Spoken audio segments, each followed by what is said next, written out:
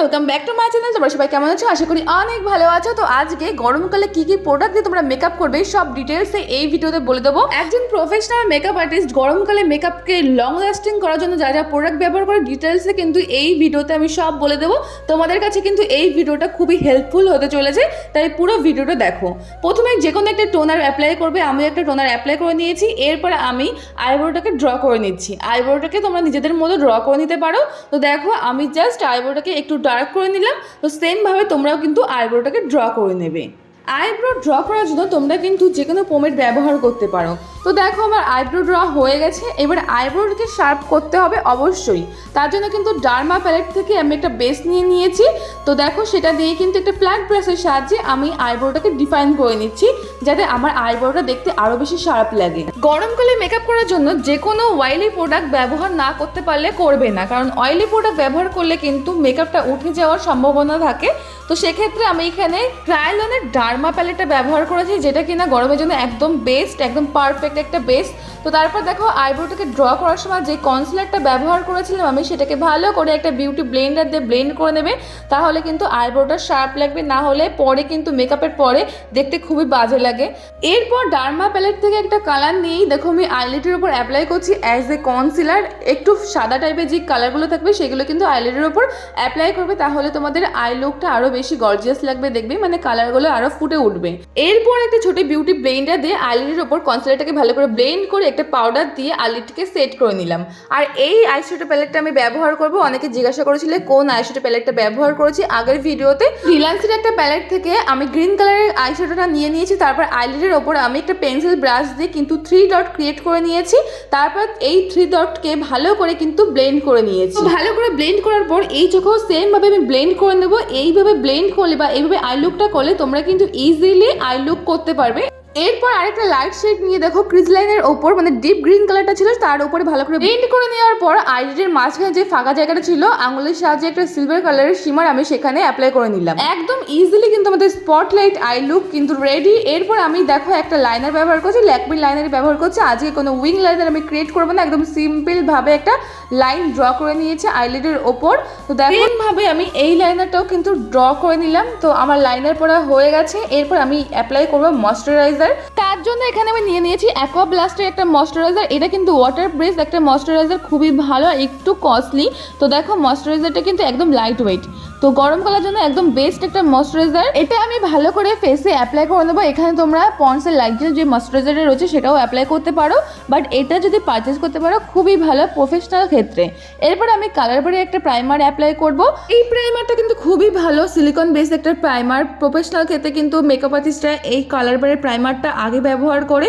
তো তোমরা চাইলে এটা পারচেস করতে পারো, 700 টাকার মধ্যে এটা তোমরা পেয়ে যাবে।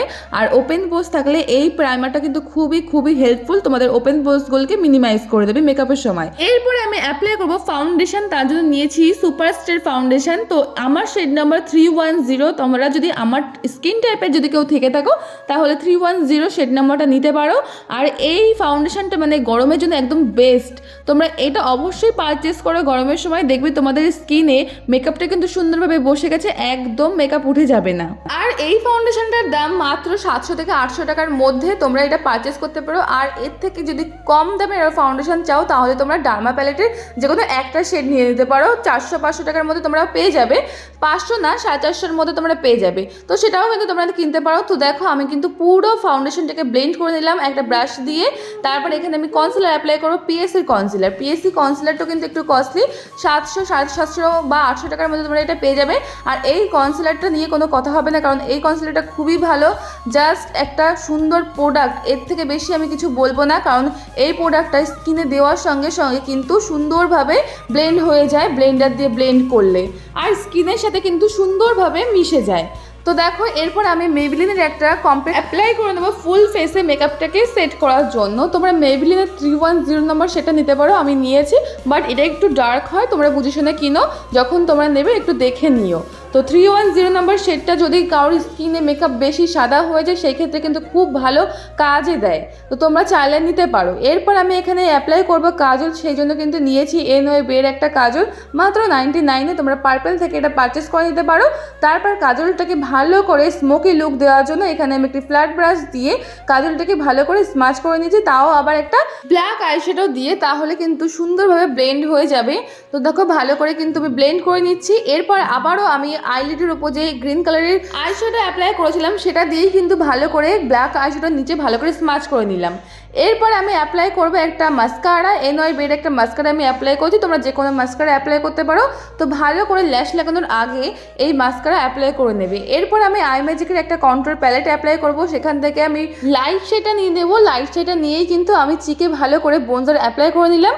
তো চিকে নোজে সব জায়গায় কিন্তু ভালো করে ব্রোঞ্জিং করে নিতে হবে। তো সেমভাবে এই পাশে আমি দেখো ভালো করে ব্রোঞ্জার অ্যাপ্লাই করে নেওয়ার পর ব্রাশটাকে একটু চ্যাপটা করে ধরে তারপর নোজটাকে আমি কন্ট্রোল করে নিচ্ছি। তোমরা এখানে কোনো ফ্ল্যাট ব্রাশ দিয়ে কিন্তু নোজটাকে ভালো করে ব্রোঞ্জিং করে নিতে পারো, বাট আমি এখানে ব্রাশটাকে ভালো করে চ্যাপটা করে ধরেই কিন্তু ব্রোঞ্জিং করে নিলাম। এরপর কপালেও কিন্তু ভালো করে একটু ব্রোঞ্জার অ্যাপ্লাই করে নিলাম। ভালো করে ব্রোঞ্জারটা অ্যাপ্লাই করার পর এবার আমি অ্যাপ্লাই করব ব্লাশ। তার জন্য এখানে আই ম্যাজিকের এই প্যালেটটা নিয়ে নেবো। এটা কিন্তু খুবই ভালো একটা প্যালেট, তোমরা 6টা শেড পেয়ে যাবে আর 2টো শেড মিক্স করে এখানে আমি আজকে ব্লাশ অ্যাপ্লাই করছি। কালারটা কিন্তু খুব সুন্দর আসে।